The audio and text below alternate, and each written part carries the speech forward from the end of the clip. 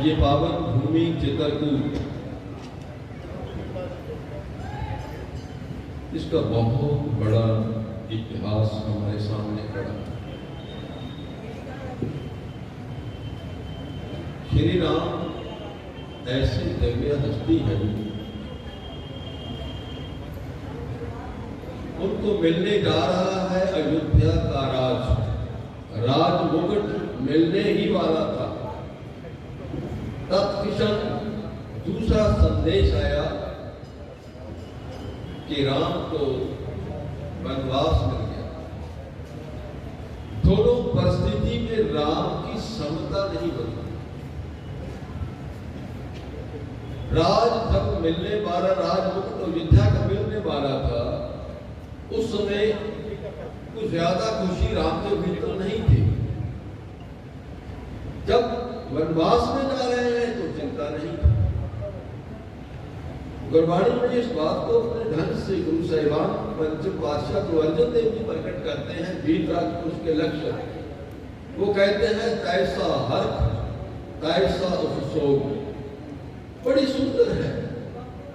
वह है तैसा स्वर्ग तैसी सुखाटी, तैसा अमर तैसी विखाटी, तैसा मान तैसा अपमान, तैसा रंग तैसा राजान, जो बताए साई जुगत, नानक सो खुद गई है जीवन।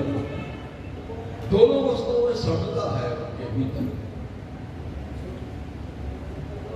कौशल्या थोड़ी चिंतित हो रही है। माता राम के पास आए तो धैर्य से पूछती है, मगर राम मुस्कुराते कह रहे हैं, माता पिताश्री ने मुझे वन का राज दे दिया। ऐसे नैरान और वन की ओर प्रस्थान कर दिया है राम ने।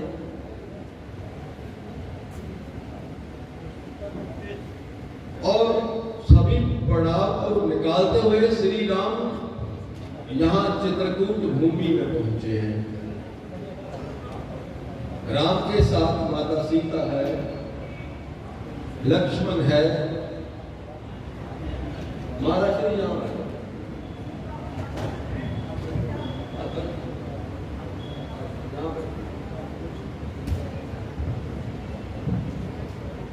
जैसे ही चित्रकूट की इस भूमि में, ये बहुत बड़ा जंगल था उस समय, जैसे पहुंचे श्री राम तो वन देवी ने श्री राम का स्वागत किया। वन देवी ने कहा कि राम, मैं तुम्हारा कैसे मदद करूं, मैं क्या करूं आपके लिए? तो श्री राम कहते, बाकी सब तो ठीक है, तुम ऐसा करो, जिस रास्ते पर हम आए हैं उस रास्ते पे जो कांटे हैं उसको हटा दो, उन कांटों को हटा दो। वन देवी ने थोड़ी जिज्ञासा की कि श्री राम जी आप तो आ चुके, मैं कांटे हटाऊं या ना हटाऊं उससे तो फर्क तो पड़ता नहीं, आप तो आ गए। श्री राम कहने लगे, मेरे पीछे भरत आने वाला है, मैं नहीं चाहता कि भरत को भी कांटा चुभे। वो कहने लगी, मैं कांटे तो हटा देती, मगर थोड़ी जिज्ञासा है भीतर कि दशरथ का पुत्र भरत, अयोध्या की चित्रंगी सेना का सेनापति भरत, श्री राम का भाई भरत क्या इतना नाजुक है कि कांटे उसको तकलीफ देंगे? श्री राम कहने लगे, ऐसी बात नहीं है वन देवी, वो तो वज्र के समान है, मगर जब वो इस कांटे उनके पैर में चुभेंगे उनको ये जानकर तकलीफ होगी, जब वो जानेंगे कि इन कांटों को मेरे भाई राम ने झेला, ये ख्याल उनको पीड़ा देगा। तो ठीक भरत, सारा ही खानदान भरत के साथ चल रहा है, माताएं साथ आ रही हैं, शत्रुघ्न, भरत, सभी राज्य के मंत्रीगण, सभी राजा जनक, वशिष्ठ सभी पहुंच रहे हैं। अयोध्या के मान्यवर मगर भारद्वाज के आश्रम में जब भक्त रहे तो पता चला था ना राम की अवस्था वो कैसे चले। राम उस रास्ते की अवस्था देख कर भी कैसे राम गए, भरत नंगे पांव वहां चल रहा है। कोमल चरण चलत बिन रही, भाई व्रत भूमि सकुच मन मन, भूमि भी थोड़ा संकोच कर रही है। भरत नंगे पांव उस भूमि के ऊपर चल रहे हैं। और जैसे ये सारे आयु यहां चित्रकूट पहुंचे हैं, वो रात्रि पूर्णमासी की रात्रि, सारे बैठ गए, खाना पीना भोजन का समय से थोड़ा उनको फुर्सत मिली। उस रात्रि श्री राम बैठे हैं आकर, सभी की निगाहें श्री राम के ऊपर लगी हुई है और ये चिंता बनी हुई है, क्योंकि राम जब भरद्वाज ऋषि के आश्रम से, जब वहां भारद्वाज ऋषि के आश्रम थे तो बारंबार उससे पूछ रहे थे, क्या राम मुझे क्षमा कर देंगे? ऋषि भारद्वाज कहने लगा, और उन्होंने कहा, देखो भरत, वो तो तुम्हारी उदाहरण देते हैं, तुम प्रिया मुझे भरत समाना, तुम चिंता क्यों करते? तो भी चिंता है और सता रहा है डर कि कहीं ऐसा न हो राम अयोध्या में वापस ना जाए, राम से हमारा विछोड़ा हो जाए। बिछड़ने का डर है, बिछड़ने का जो विराग है वो बहुत ज्यादा है। गुरु नानक देव महाराज जी बहुत उन्होंने यात्रा की, उनको कहता उदासियां कहा है, उदासियां। जब एक बार उदासी में जा रहे हैं ना गुरु नानक देव महाराज जी, तो अपनी बड़ी बहन, जिसको वो बेबे कहते थे, 5 साल बड़ी थी गुरु नानक देव जी से, तो उससे इजाजत लेने गए। उसको कहते, बेबे नानकी, मुझे मैं अभी उदासियों के लिए हमने जाना है, तो तुम मुझे उस परमात्मा की झोली में सौंप दो। तो बेबे नानकी कहती है, गुरु नानक देव जब उसको सहारा देते हैं, बेबे, वो पंजाबी में जो जन्म साथी के शब्द वो ऐसे हैं, बेबे डोलना नहीं। तो बेबे नानकी कहती है, मैं याद करना ते तुसी जगदे आ जाओ, यानी तत्काल आ जाओ। तो कोई ऐसी गल नहीं, पर जब मैं याद करा तुसी जगदे ना आए तो हम तुद बिन खरी होकर जावांगे। वो शब्द आता है ना, मिल मेरे प्रीतमा जियो, हो तुद बिन खरी न मानी। ये बेबे नानकी की वो बरात की अवस्था की शब्द है, जहां से आगे शब्द बना है। यदि हम परमात्मा के विराग में रहे, इच्छा रखें, हम 2 लाइनें ये शब्द की भी गुनगुना ले। मैं चाहूंगा इस आनंद में मेरे साथ जो बैठे थोड़े बोल रहे 1 मिनट के लिए, जो बेबे नानकी ने जो कहा, हम तुद बिन खरी उतर जावांगे,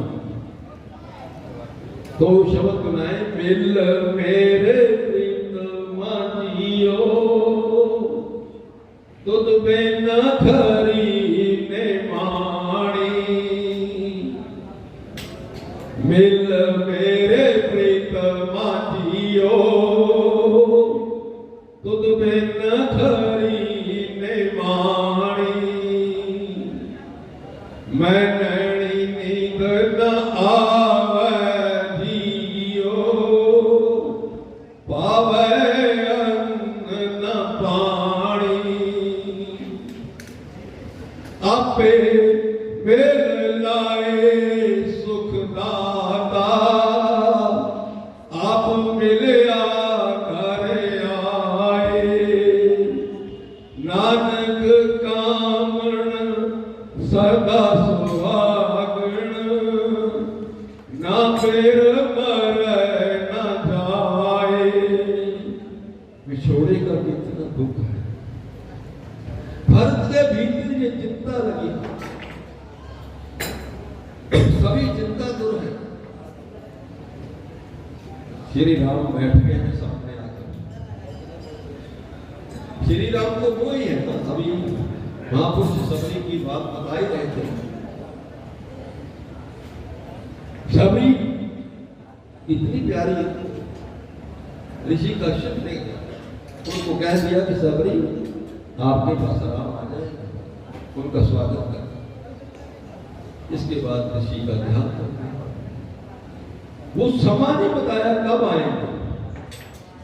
सबरी हर रोज सुबह उठती है, अपनी झोपड़ी के सामने जिस तरफ से राम ने आना है वो रास्ते को साफ करती है, जंगल में फूल ले आके उस रास्ते पर बिछाती है और उनके लिए कुछ न कुछ तैयार करते रहती। सालों साल सबरी ऐसे इतने आनंद पूर्वक करती है, उसे विश्वास है कि हमारे ऋषि कश्यप ने कहा है कि राम आएंगे। एक दिन ऐसा ही हुआ, राम आ ही गए। सबरी उसके स्वागत में खड़ी है। उससे ये भी ऐसा लगा कि वो भेद भी उसे मीठे कर दिए, इस ख्याल से कहीं खट्टे ना। फिर ख्याल आया, राम से विनती करती है सबरी, राम मैं तो जंगल की रहने वाली हूं, गवाह, मुझे पता नहीं मैं राम का स्वागत कैसे करूं। पर राम ने कहा, सबरी जो स्वागत तू करती है ये तो युगों तक याद रहेगा स्वागत। इस बात राम तो ऐसे हैं, जब हम सुनते हैं अहल्या को श्री राम का स्पर्श मिला तो अहल्या पत्थर से फिर सजीव हो गई। वास्तव में घटना यह थी कि अहल्या के ऊपर अपजस का दाग लग गया था। अहल्या पत्थरबंद हो ही चुकी थी, मगर जैसे ही श्री राम अहल्या के पास पहुंचे, अहल्या के चरणों में नमन किया और उसको कहा, हे मां दशरथ का पुत्र राम, मैं तेरे चरणों में नमन करता हूं।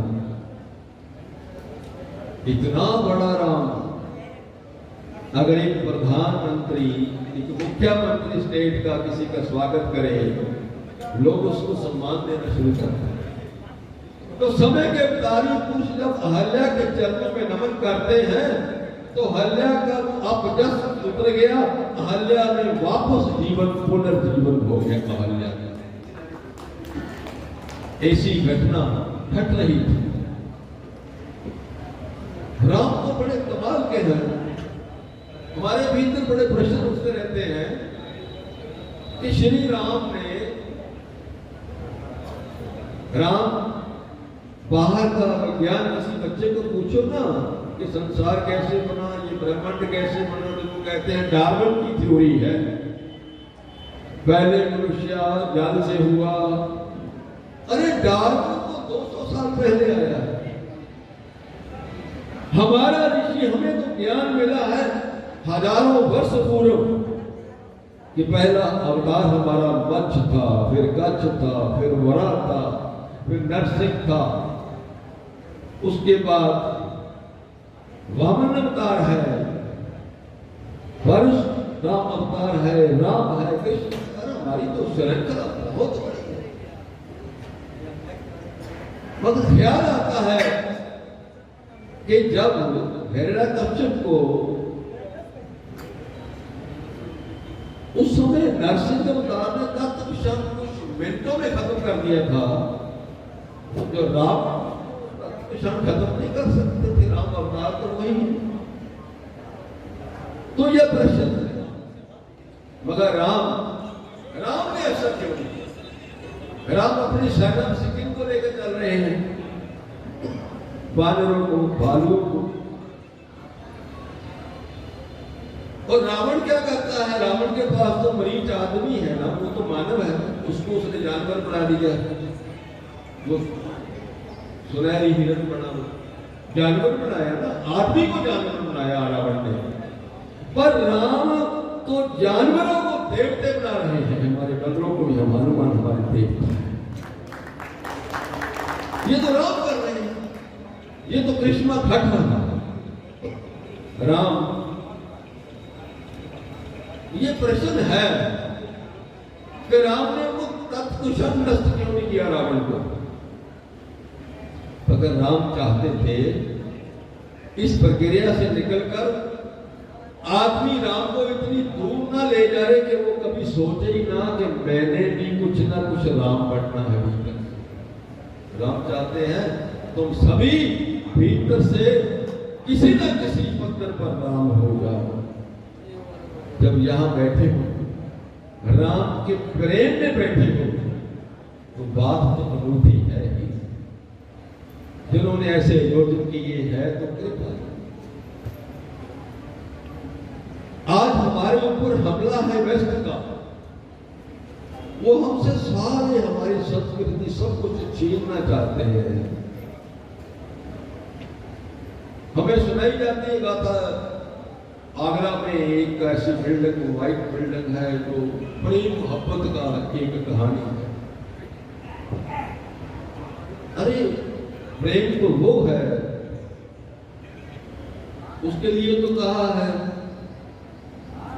एक बादशाह ने बना के सुंदर सा ताज हम गरीबों की मोहब्बत का उड़ाया है मजाक। क्या वो ताज सचमुच में ताज है जो वैसे हमें चलता? लाख गरीबों मजदूरों के हंजुओं से जो पलता। वो याद प्रेम की तो वो है कि राम सेतु जिसके ऊपर राम की सारी सेना निकल रही है, और 7 समुद्र पार करके राम श्रीलंका पहुंच रहे हैं अपनी प्रिय श्री सीता के लिए। हमारे सामने तो ये बहुत बड़ा राम जी ने एक मिशन दिया।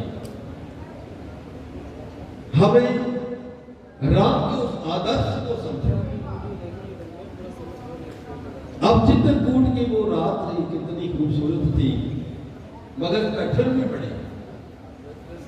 वो रात्रि, यही रात अंतम, यही रात भारी। सब चिंता में, राम बात मान जाएंगे और इतनी वो शांति से सभी टिकाव से बैठे हुए हैं। तो राम ने भरत से पूछा, क्योंकि एक तरफ चंद्रमा की चांदनी, दूसरे पर राम का प्रकाश पड़ रहा है सबके ऊपर। सारे वहां हैं, राजा जनक है, गुरु वशिष्ठ है, तीनों माताएं हैं, सब राजा मंत्री हैं, मन्यावर अयोध्या के सभी लोग वहां बैठे हैं, भरत शत्रुघ्न सभी तो बैठे हैं और अपने ख्यालों में राम की ओर विचार करते जा रहे हैं।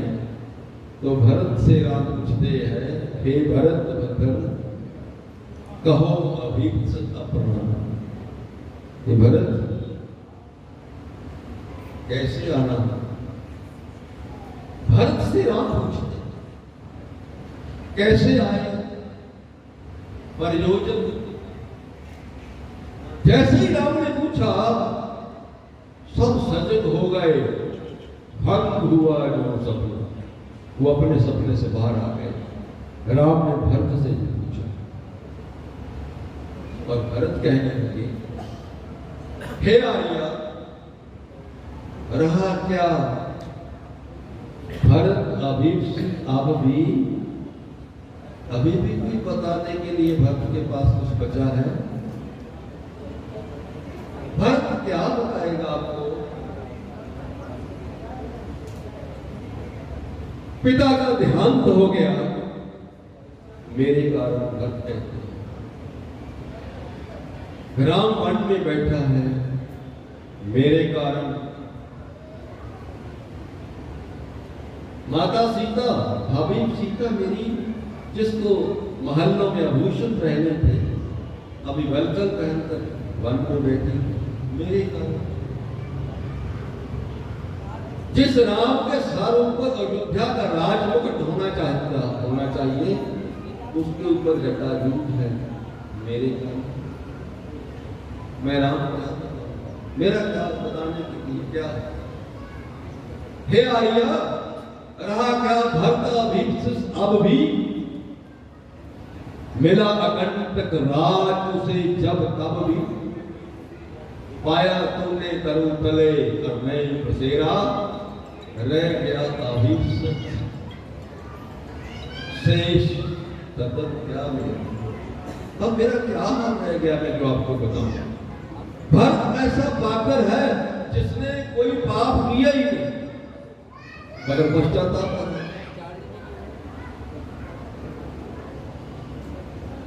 जब देवतों ने, सरस्वती ने देवतों के कहने पर मंथरा की बुद्धि फेर दी और देवतों के कहने पर कैकेयी की बुद्धि फेर दी, तो जब भरत आ रहा था राम को लेने तो देवतों ने कहा इस भरत की बुद्धि की फेरो। तो उस समय सरस्वती कहती है सो कहे वो है भरत मत फेर। मैं भरत की बुद्धि कैसे फेरूं? उसके तो बड़ी दूर से पाप भी अगर आता है तो दूर से नमस्कार करके निकलता है भरत के। भरत तो प्रकाश पुंज है। अगर अंधेरे को कहो कि तुम सूरज के पास जाओ, अंधेरा कैसे सूरज के पास जाएगा? भरत बदलाव है, आंखों से आंसू बह रहे। सभी का ध्यान कैकेयी की ओर चला गया। सभी कैकेयी के लिए सोच रहे हैं अभी दोष तो कैकेयी का, भरत का तो दोष। सभी का विचार इधर घूम रहा है और कैकेयी तो स्वयं कोई दोष हो भी जाता है। पटियाला में जेल में एक सत्संग से जब हम उठे तो कुछ हमारे बीच से उन्होंने अपने ही किसी बहुत नजदीक का मर्डर कर दिया। तो मैंने उनको जब मेरे पास से पूछा कि ऐसा क्यों किया, कहने लगे बाबा जी पता नहीं, अब तो पछतावा। कैकेयी से जब ये दोष हो गया तो कई तो विराग में आप डूबी हुई है, तो कई तो खुद राम से कह रही है राम मेरे से जो अपराध हो गया है वो क्षमा योग्य हो रहा है। तो कई कहती है कहते आते हैं सभी यही नर, सभी नर ही माता नत माता पुत्र कपुत्र भले। पढ़ाए आज ये सुने विरुद्ध विधाता, है पुत्र पुत्र ही बनी तो माता।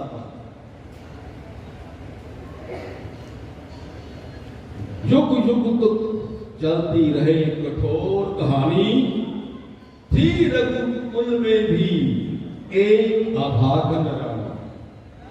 थूके मुझ पर करे लोग भले ही थूके, जो तू कह सके कहे क्यों चूके। मगर मानती क्या है छीने ना भरत का किंतु मातर पर मुझसे, हे राम भाई और करूं क्या। तो कही ऐसी वो तो राम है। उठे कैकेयी के चरणों में नमन किया, प्रथम राम भेटी कैकेयी। जैसे ही राम कैकेयी के चरणों की नमस्कार करते हैं कैकेयी का हौसला बढ़ता है और कैकेयी अपना बीता समा राम को याद दिलाने लगी है। राम आपको याद आता है ना, जब तू बिल्कुल छोटा था तो तुझे मेरा सपना आता था ना, तो कौशल्या आधी रात को तुझे लेकर मेरे पास आकर आती थी और मेरा दरवाजा खटखटाती थी। वो कहती थी कोयल तेरा कोयल का बच्चा जाग गया है, संभालना पड़े इस कोयल के बच्चे। होने पर बहुबार रात्रि अंधेरी, जी जी आकर करती पुकार थी मेरी। ओ कुहकनी लो कुहकनी कोयल तेरा कुहक राम ये जागा। तेरा कोयल का बच्चा राम आ गया है। निज मजली माँ का स्वप्न देख उठ भागा। तेरा स्वप्न आया है ना, उठकर भाग कर। क्या राम याद आया? वो तो राम, वो कहते हैं हे अम्ब तेरा राम जानता है सब, इस कारण से यह खेद मानता है कब, होने पर बहुता अर्थ रात्रि अंधेरी राम। कहते थे कई मैं वही राम तू वही कहते ही मेरी, 100 बार धन्या है वो एक लाल की माई, जिस जननी में है जना भक्त सा भाई। पागसी प्रभु के साथ सवा चलाई, 100 बार धन्या है वह एक लाल की माई, जिस जननी में है जना भक्त सा भाई। ये राम है जिन्होंने कई को इस ढंग से सजीव किया है कि वो सारे संसार में विश्व में एक अनोखा उदाहरण है कि क्षमा का मंत्र कई को दिया और लोकतंत्र का मंत्र भरत को दिया। बताया कि चाहे बहुमत भी साथ हो तो भी नीति को साथ रखना आगे है। ये मंत्र राम ने लोकतंत्र का भरत को दिया। भरत राम की कड़ाई लेकर अब वापस आ गए। कड़ाई सिंहासन पर भरत ने टिका दी। भरत अपना सियासत जीवन में हो बहुत लंबी गाथा, इसमें ऐसे ऐसे भी पात्र आते हैं जिनका हम ज्यादा चर्चा नहीं करते। मांडवी भरत की पत्नी है, उर्मिला उनका जिक्र कम होता है क्योंकि एक बार कौशल्या आधी रात उठी है, उसने देखा कि महल्लों के ऊपर कुछ छाया नहीं है और कौशल्या जब ऊपर गई देखा तो मांडवी है वहां। कौशल्या ने मांडवी से पूछा, अरे बेटा रात काफी चली गई, सोई नहीं? हाँ मां अभी जाकर। बेटा भरत सो गया होगा, तुम उसके कक्ष में चली जाओ। मांडवी ने कहा मां भरत तो यहाँ है ही। अरे बेटा भरत कहाँ है? मांडवी कहती है वो सामने जो नंदीग्राम है ना वहां भरत रहता है, झोपड़ी बनाकर जमीन पर लेटता है सन्यासी का गीत, भरत तो वहां। कौशल्या कहती है बेटा यदि भरत वहां है तो तुम के साथ चली जाना था। मांडवी कहती है मैंने कहा था मुझे साथ ले जाओ, सेवा करूंगी, पर भरत ने कहा कि भाभी सीता तो भैया के साथ चली गई, तीनों माताएं यहां हैं तो तुम यहां रहो इनकी सेवा। कौशल्या बाद में कहती है अच्छा बेटा रात्रि बहुत होगी अब सो जाओ। मांडवी कहती है मां वो देखो सामने दीप जल रहा है, इसका मतलब वो जाग रहे हैं। जब वो दीपक मंगल हो जाएगा बुझ जाएगा, यानी कि भक्त अभी तक काम कर रहे हैं कुछ जाग तो मैं सोऊंगी। बहुत ऊंचा किरदार है इसमें। भरत का जीवन तो कृष्ण वाला है। राम तो अपने ढंग से चल ही रहे हैं, तो लंका की तरफ प्रस्थान हो चुका है राम का। और जब लंका में रावण का वध करके राम वापस अयोध्या की तरफ लौट रहे हैं तो जो निश्चित समय राम ने दिया था, जैसे ही वो सभा आगे बढ़ता दिखाई देता तो भरत विचलित हो रहे। उसको दूर से खबर आ गई कि राम पहुंचने वाले हैं। जब अयोध्या में राम पहुंचे हैं वो दृश्य भी कमाल का। श्री राम पहले अयोध्या की इस पावन भूमि सो नमन करते हैं, सो अयोध्या श्री राम सबसे पहले अपने गुरु वशिष्ठ के चरणों में नमन करने लगे और गुरु वशिष्ठ उनको जैसे ही उनको नमन किया वो कहते हैं राम, हमें बहुत पहले पता था कि सूर्य कुल में अवतार राम आने वाले, आज मैं धन्य हो गया हूं इस राम का गुरु बनकर, जिसका नाम युगों तक बना रहेगा।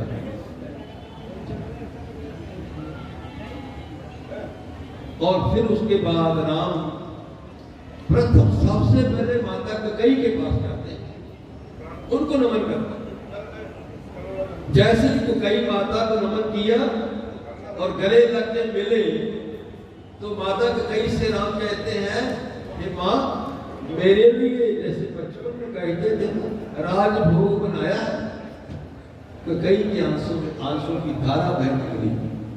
यदि राम में जानती थी कि तुम मुझे से राजभोग ही मांगोगे, कहने मैं कुछ ज्यादा लूंगा जैसे बच्चे करते।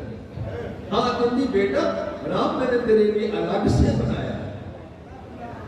उसके बाद राम माता सुमित्रा के चरणों में जाकर नमन करते हैं और सुमित्रा माता को कहते हैं, नमन करने के बाद माता, बड़ी माता कहती थी कि लक्ष्मण को साथ लेकर आना। देखो मैं लक्ष्मण को साथ लाया हूं। सुमित्रा मुस्कुराई, कहने लगी राम, इसकी जरूरत नहीं थी, लक्ष्मण तो तेरी छाया है, तू जहां रहेगा लक्ष्मण तो वैसे ही रहेगा। हम छाया के लिए प्रयास थोड़ा करते हैं कोई छाया को साथ रखे, लक्ष्मण तो तेरी छाया है राम। उसके बाद राम माता कौशल्या के चरणों में नमन करते। माता कौशल्या जैसे राम को अपनी गर्भगृह में लेती है, कहती राम मैं मां हूं, जैसे जैसे तेरे पर संकट आए मैं देखती रही, मगर मैं दूर थी, मैं कुछ कर नहीं सकती। राम कहते मां, तू तो मेरे पास थी, तेरा दूध मेरी रगों में है, तू मेरी शक्ति है, उसी कारण में सभी मुसीबतों को संकट को चीरता हुआ तेरे चरणों में आ गया। मां तू तो मेरी शक्ति है, मेरी दुर्गा है। जैसे राम ऐसे बोले तो माता कौशल्या कहती है राम धीरे बोलो, धीरे बोलो। यहां लोग पता क्या कहते हैं, राम तो भगवान है, मगर मैं तो कहती हूँ राम मेरे हृदय का टुकड़ा है, राम मेरा अपना है, मेरे हृदय का टुकड़ा है राम।